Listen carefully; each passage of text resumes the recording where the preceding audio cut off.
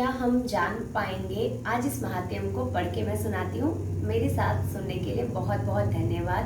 पहले महात्म्य को भी आपने काफ़ी अच्छे तरीके से सुना है, तो आज हम पूरे भागवत गीता के दूसरे माध्यम को बहुत ही अच्छे तरीके से सुनते हैं। तो चलिए, महात्म्य में आज भागवत गीता के दूसरे अध्याय की कथा कहती हूँ। श्री भगवान कहते हैं, लक्ष्मी, प्रथम अध्याय के महात्म्य का उत्तम उपाख्यान मैंने तुम्हें सुना दिया। अब अन्य अध्यायों के महात्म्य श्रवण करो।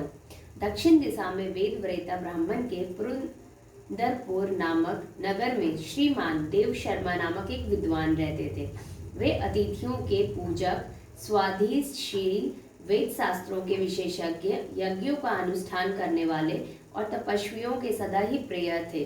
उन्होंने उत्तम द्रव्यों के द्वारा अग्नि में हवन करके दीर्घ काल तक देवताओं को तृप्त किया, किंतु धर्मात्मा ब्राह्मण को कभी सदा रहने वाली शांति न मिली।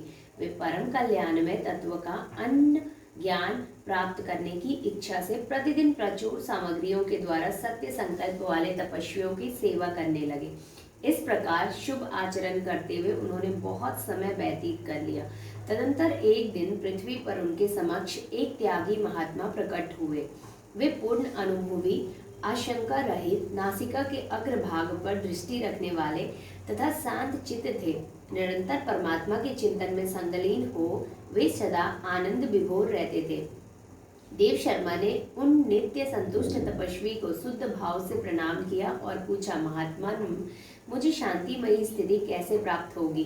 तब उन आत्मज्ञानी संत ने देव शर्मा को सौपुर ग्राम के निवासी मित्रवान का, जो बकरियों का चरवाहा था, परिचय दिया और कहा, वही तुम्हें उपदेश देगा। यह सुनकर देव शर्मा ने महात्मा के चरणों की वंदना की और समृद्धिशाली सौपुर ग्राम में पहुंचकर उनके उत्तर भाग में एक विशाल वन देखा। उसी वन में नदी के किनारे एक शिला पर मित्रवान बैठा था। उसके नेत्र आनंदित तरीके से निश्चल हो रहे थे। वह अपलक दृष्टि से देख रहा था। वह स्थान आपका स्वाभिमान छोड़कर एकत्रित हुए परस्पर विरोधी जंतुओं से घिरा हुआ था। वहां उद्यान में मंद मंद वायु चल रही थी। मृगों के झुंड शांत भाव से बैठे हुए थे और मित्रवान दया से भरी हुई आनंदमयी मनोहारिणी दृष्टि से पृथ्वी पर मानो अमृत छिड़क रहे थे। इस रूप में उसे देखकर देव शर्मा का मन प्रसन्न हो गया। वे उत्सुक होकर बड़ी विनय के साथ मित्रवान के पास चले गए। मित्रवान ने भी अपने मस्तक को किंचित नवाकर देव शर्मा का सत्कार किया। तदंतर विद्वान देव शर्मा अनन्य चित्त से मित्रवान के समीप गए और जब उनके ध्यान का समय समाप्त हो गया, उस समय उन्होंने अपने मन की बात पूछी।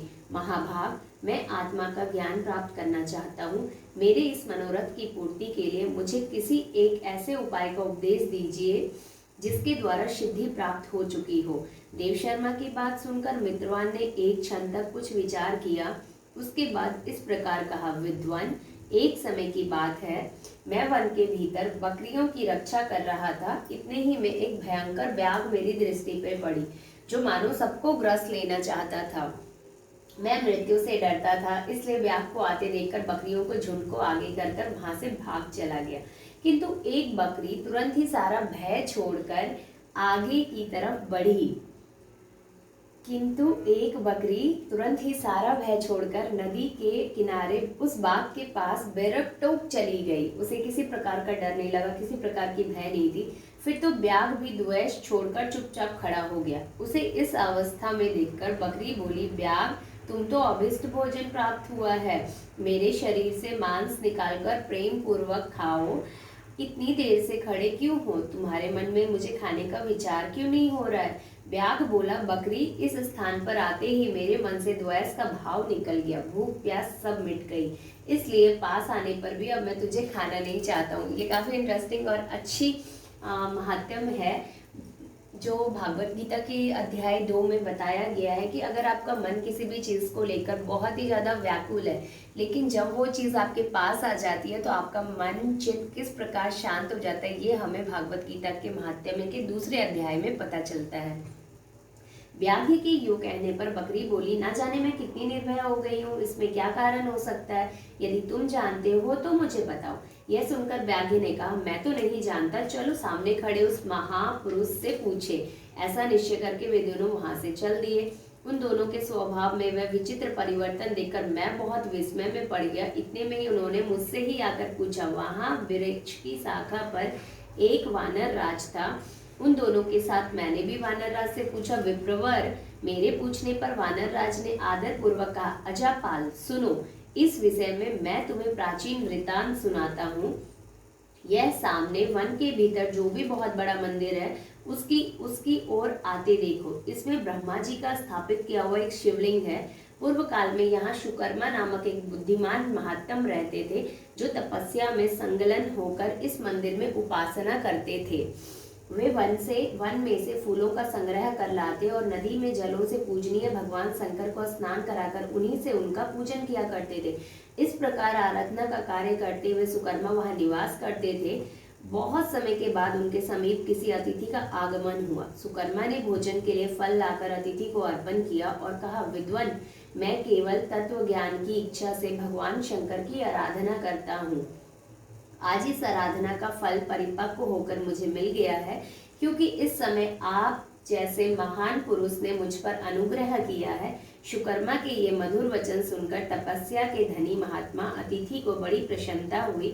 उन्होंने एक शिलाखंड पर गीता का दूसरा अध्याय लिख दिया और ब्राह्मण को उसके पाठ का अभ्यास करने के लिए आज्ञा देते हुए कहा, ब्राह्मण, इससे तुम्हारा आत्मज्ञान संपन्न मनोरथ अपने आप सफल हो जाएगा। यूं कहकर वह बुद्धिमान तपस्वी सुकर्मा के सामने ही उनके देखते देखते अंतर्ध्यान हो गए। सुकर्मा विस्मित होकर उनके आदेश के अनुसार निरंतर गीता के द्वितीय अध्याय का अभ्यास करने लगा। तदंतर दीर्घ काल के पश्चात अंतःकरण शुद्ध होकर उन्हें आत्मज्ञान की प्राप्ति हुई। फिर वो जहां जहां गए वहां वहां का तपोवन शांत होता गया। उनके शीत उष्ण और राग द्वेष आदि की बाधाएं दूर हो गई। इतना ही नहीं, उन स्थानों में भूख प्यास का कष्ट भी जाता रहा तथा भय का अभाव सर्वथा अभाव हो गया। यह सब द्वितीय अध्याय का जप करने वाले सुकर्मा ब्राह्मण की तपस्या का ही प्रभाव समझो। मित्रवान कहता है, वानर राज के यूं कहने पर मैं प्रसन्नता पूर्वक बकरी और बाघ के साथ उस मंदिर की ओर गया। वहां जाकर शिलाखंड पर लिखे हुए गीता के द्वितीय अध्याय को मैंने भी देखा और पढ़ा। उसी की आवृत्ति करने से मैंने तपस्या का पार कर लिया। अंतः भद्र पुरुष, तुम भी सदा द्वितीय अध्याय की आवृत्ति किया करो। ऐसा करने पर मुक्ति तुमसे दूर नहीं रहेगी। श्री भगवान कहते हैं, प्रिय मित्रवान के इस प्रकार आदेश देने पर देवेश शर्मा ने उनका पूजन किया और उसे प्रणाम करके पुरुन पुंदरपुर की राह ली। वहां किसी देवालय में पूर्वोक्त आत्मज्ञानी महात्मा को पार करके उन्होंने ये सारा वृतांत निवेदन किया और सबसे पहले उन्हीं से द्वितीय अध्याय को पढ़ा। उनसे उपदेश पाकर शुद्ध अंतःकरण वाले सुकर्मा प्रतिदिन बड़ी श्रद्धा के साथ द्वितीय अध्याय का पाठ करने लगे। तब से उन्होंने अनवरत प्रशंसा योग्य परम पद को प्राप्त कर लिया। लक्ष्मी, यह द्वितीय अध्याय का उपाख्यान कहा गया है। ऐसा महादेव ने श्री लक्ष्मी जी को सुनाया और अपने द्वितीय अध्याय का